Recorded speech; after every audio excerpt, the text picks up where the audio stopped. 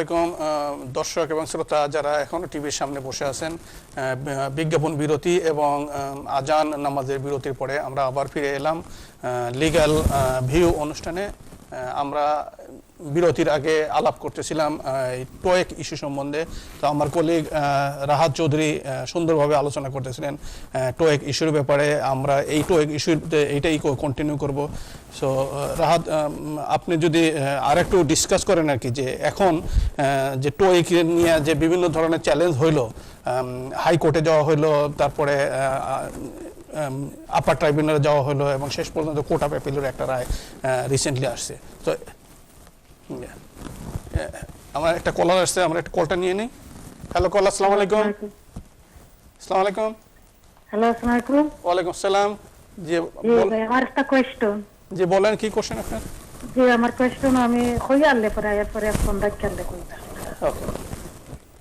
Hello. জি বলেন, আপনি question বারবার শুনতেছি, বলেন। হ্যালো। জি জি আমার কোয়েশ্চন হলো, আমার একজন ভাই আসলে 7 বছর আগে দেশে আগে আমার হাজবেন্ড বেমার আসলা, কেয়ার করতো। তো কেয়ার করার পরে আমি আনাইছিলাম ওদের ভিজিটিং কে। আনা পরে তো ওভারস্টে হয়ে গেছে। আমার হাজবেন্ড তো স্টিল বেমার, আমিও বেমার। তো আমার বাইরে কোনো মন্ত্রী যে হঠাৎ কেস দইলা কেয়ারা হইয়া কোনো কেস হঠাৎ মারা উড়া যাইবে না, রাখা যাইবে না।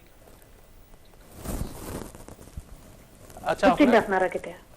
জি রাহাত চৌধুরী, আমিও বেমারি, আমার হাজবেন্ডও বেমারি। আমিও ফিট পাই আমার হাজবেন্ডে তাই প্রতি সপ্তাহে সপ্তাহে হসপিটাল যাওয়া লাগে। আর আমিও বেমার আগে ও ধরনের হয়ে গেছে, বুঝছেন। এটা সোশ্যাল সার্ভিসের লেটার দিব, বুঝছেন। এর লাগে কোনো সাহায্য আমি করা যাইব না, কোনো আইনজীবী তো গিয়ে আইন সাহায্য। জি রাহাত চৌধুরী, আপনি যদি জি জি আপনি টেলিফোন রেখে দেন, আমরা আপনাকে অ্যানসার করতেছি এখন। সাহায্য পাওয়া যাইব না। ওকে, আসসালামু আলাইকুম। যেগুলো আমরা বুঝছি যে তার বাই আইসন মনে হয় 7 বছর আগে ভিজিটার ভিসা দি, আর এখন তার হাজবেন্ড অসুস্থ, তার বেমার আছে, তাই থাকতে পারবানি, তার কোনো ভিসা নাই। সিম্পল আনসার হইল যে অ্যাপ্লিকেশন করতে পারবা। দুইটা জিনিস করা যায় ইনো। একটা আছে একটা কেয়ারার্স পলিসি, এগুলো হোম অফিসের একটা পলিসি গাইডেন্স, যেগুলা সবে জানে না। এগুলো হোম অফিসের আইডিয়াইজর আপনি পাইবা। যেন হোম অফিসে একটা পলিসি একটা আছে, যেন আপনার যদি একজন কেয়ারার লাগে, হোম অফিসের এগুলো পাওয়ার আছে আউটসাইড দ্য রুলস, যেন আপনার বাইরে পারমিশন দিত। ডিপেন্ড করবো এখন মেডিকেল এভিডেন্সের উপরে। আপনি মনে করেন আপনার জিপি নাহলে কনসালটেন্টে একটা রিপোর্ট দিতে হইব যে কোন ধরনের সাপোর্ট আপনার লাগে, আর ওয়েদার আপনার বাইরে ই সাপোর্ট তাই দিতে পারবানি না না। সো বিভিন্ন জিনিস অবশ্যই আপনি ফ্যাক্টর করতে হইব, বাট মোস্টলি উইল ডিপেন্ড মনে রাখা অন দ্য স্ট্রেংথ অফ আপনার মেডিকেল এভিডেন্স। প্লাস আপনি দেখাইতে হইব যে এই দেশে মনে রাখা সোশ্যাল সার্ভিসেস আছে, লোকাল অথরিটি আছে, আপনি দেখাইতে হইব সোশ্যাল সার্ভিসেসে আর লোকাল অথরিটি আপনার সাপোর্ট দিতে পারতো না। যদি দিতে পারে না, আপনি জেনারেলি কিছু ইন রাইটিং আনতে হইব, ইটা ফ্রম মনে রাখা আপনার জিপি নাহলে কনসালটেন্ট, যেন আপনি সোশ্যাল সার্ভিসেসের সাপোর্ট চাইছেন, বাট এগুলো অ্যাভেলেবল নাই, না এগুলো অ্যাক্সেসেবল নাই আপনার কাছে, আপনার হাজবেন্ডের কাছে। তো ওদের অ্যাপ্লিকেশন করতে পারবা।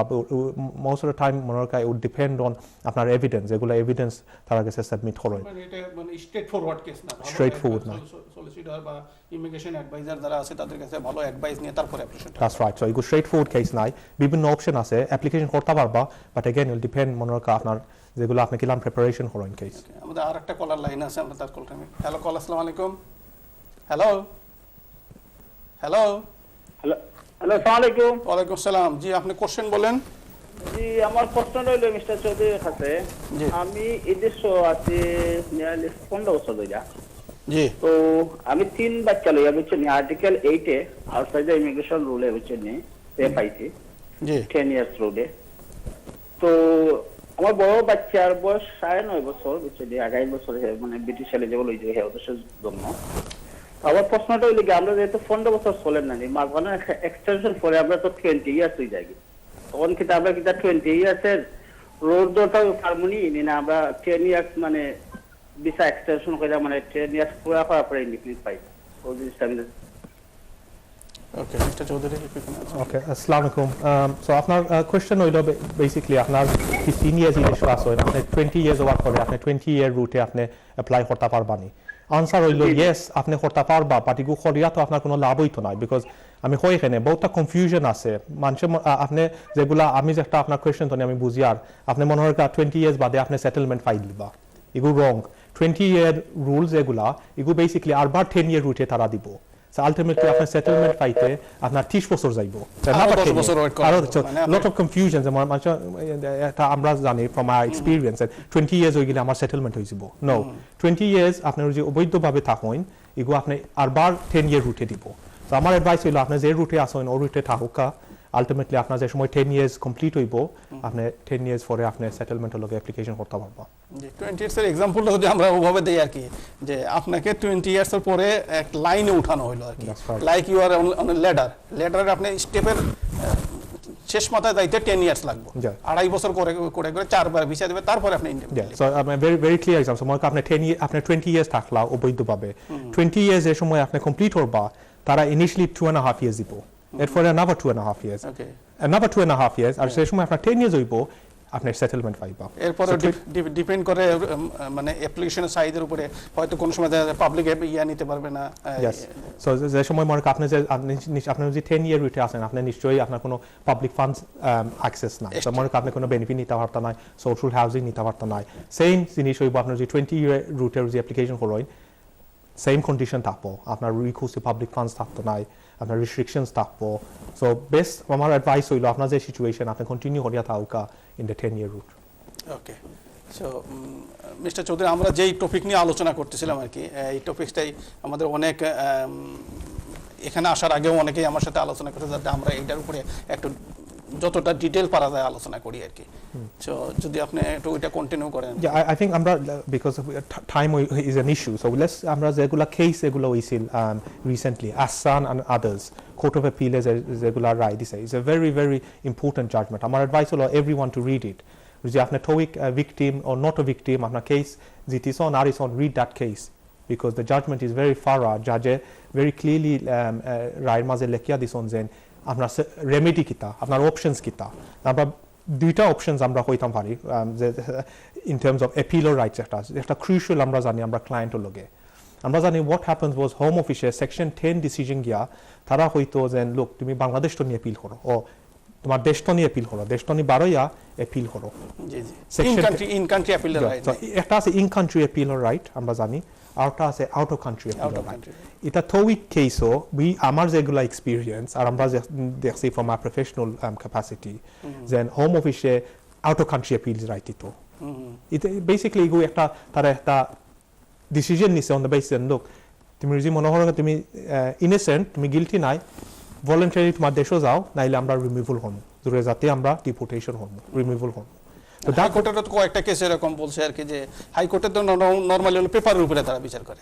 তো জাজেরা বলছেন না এটা পেপারের উপরে বিচার না এখানে হাইকোর্টে তো নরমালি এখানে সাক্ষী প্রমাণ নেওয়ার ব্যাপার না ক্রস এক্সামিনেশনের ব্যাপার নাই বাট এটার কেসটা প্রপারলি ডিসিশন নিতে হলে সাক্ষী প্রমাণ লাগবে ক্রস এক্সামিনেশন করা লাগবে ইভেন্চুয়ালি কোর্টে ই জাজমেন্ট হয়েছে বিকজ আমরা জানি যে মেনি ভিকটিমস মনে রাখা আমরা ইনিশিয়াল যেগুলা কেস লোর আছিল judge of most of the time home office or decision or ufre has said out of country remedy is fine apne appeal horoka from outside the country so Ahsan and others regular case amra court of appeal recently right is an important case because Ahsan and others case regular judgment the way says no out of country is not fair amra arekta call nawa lage arki okay hello call assalamu alaikum hello আসসালামু আলাইকুম ওয়া আলাইকুম আসসালাম জি আপনি কোশ্চেনটা বলেন ভাই সাহেব আমার দুইটা কোয়েশ্চেন আছে ফার্স্ট আমি এই দেশে আসলাম 2010 জি পরে আমি বিয়া করিয়া স্পাউস ভিসা গেছিলাম আমি স্টুডেন্ট বিষয়ে আসলাম এনিওয়ে সো আমি বিয়া করিয়া স্পাউস ভিসা কনভার্ট হয়ে গেছি তারপরে 2.5 ইয়ার্স আমি ভিসা পাইছিলাম 2015 সো রিসেন্টলি আমি ইনডিফিনিট লিভ টু রিমাইন্ড পাইছি ground on domestic violence so আমি কোন সময় আমি ব্রিটিশ পাসপোর্ট লাগি এলিজিবল হইতাম one question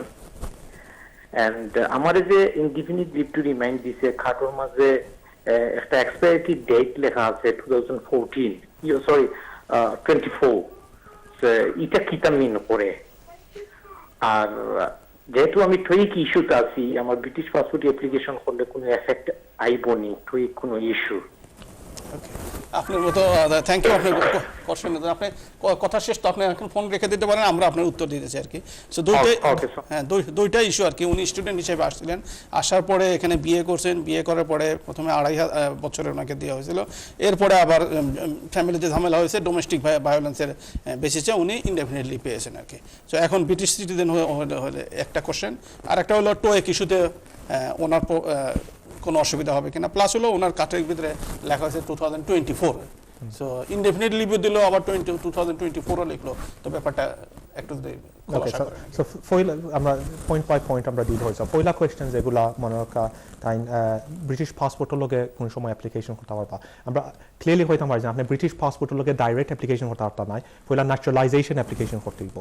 so naturalisation application time limit যেগুলা ডিপেন্ড করবো আপনি ইনডেফিনিট লিভ টু রিমেইন কোন দিন পাইছন সো আপনি যদি indefinite leave to remain পাইছন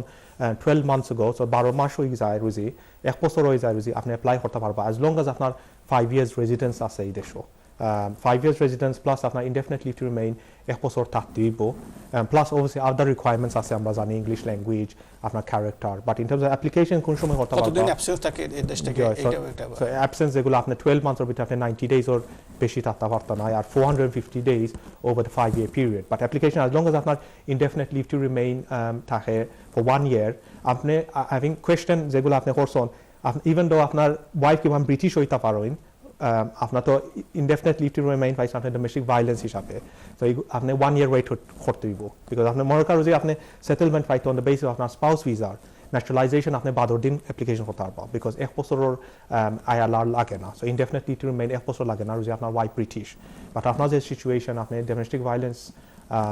grounds হলে আপনি পাইছেন indefinite leave on that basis আপনি 1 বছর ওয়েট করতে হইব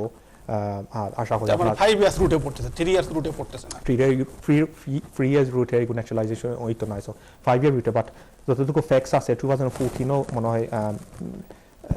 2015 উনি 2.5 বছর দিছিল তারপরে উনি ইনডেফিনিটলি ওকে সো ইনডেফিনিটলি আমরা জানি না ইনডেফিনিটলি টু রিমেইন কোন তারিখে পাইছেন বাট 1 বছর ওয়েট করতে হইব এরপরে অ্যাপ্লাই করতে পারবা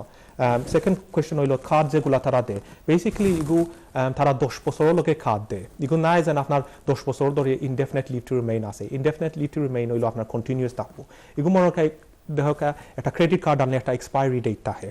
তো এক্সপায়ার্ড হয়ে গেলে আপনি আর একটা কার্ডের লগে অ্যাপ্লিকেশন করতে হইব আপনার 2024 গিয়া রুজি মনে করেন আপনার আবু আইএলআর আছে আপনি রিপ্লেসমেন্ট কার্ডের লগে অ্যাপ্লিকেশন করা লাগে তখন বর্তমানে যে ফর্ম এখন 2024 কোন ফর্ম হইব বা বর্তমানে যে ফর্ম এগু বিআরপি ফর্ম তো ওগুলো কমপ্লিট করে আপনি about 80 pound নিয়ে তারা আর একটা কার্ড ইস্যু করবো আপনার আইএলআর লগে কোনো এফেক্ট আইতো নাই বাট 2024 গিয়া কার্ড আর একটা বাড়তে হইব বিকজ এগু ইনভ্যালিড হইব আর একটা জিনিস হল টোয়েকের ব্যাপারে it's a good question because আমার এক্স্যাক্টলি সমান একটা কেস আছে at the moment that আমরা চ্যালেঞ্জ করি আর বেসিক্যালি তাই ইনডেফিনিটলি টু রিমেইন পাইছন আগে তো উই করছিলাম বাট ন্যাচারালাইজেশন করার সময় তারা গুড ক্যারেক্টার গ্রাউন্ডস দিয়ে তারা রিফিউজ করছে কারণ ন্যাচারালাইজেশন আমরা যেগুলো আমরা লাস্ট 2 হপ্তাহ আগে আমরা যেটা আগে বলছি আর কি যে ওই সবাইকে গয়রা হওয়া আর কি একে মানে পাইকারি হারে সবাইকে হোলসেল ইয়া করতে ফ্রড করছে বলে ধরা হয়েছে আর কি আর আপনার নাম রুজি লিস্টও আছে আমি ভেরি সার্টেন যে আপনার ন্যাচারালাইজেশন রিফিউজ করব but just in terms of every case is different আমার যেগুলা কেস আমি যেগুলা ইউর দিস এক্সাম্পল দিলাম তার আইএলআর ক্যান্সেল করছে না ন্যাচারালাইজেশন ক্যান্সেল করছে সো আই নো মানে আর একজন কলার ওয়েট করতেছে হ্যালো কল আসসালামু আলাইকুম ওকে ওকে সো আমরা আবার বিরতির সময় হয়ে গেছে আমরা এখন বিরতিতে যাচ্ছি দর্শক এবং শ্রোতা আপনারা আমাদের সাথে থাকুন বিরতির পরে আমরা আবার ফিরে আসবো আসসালামু আলাইকুম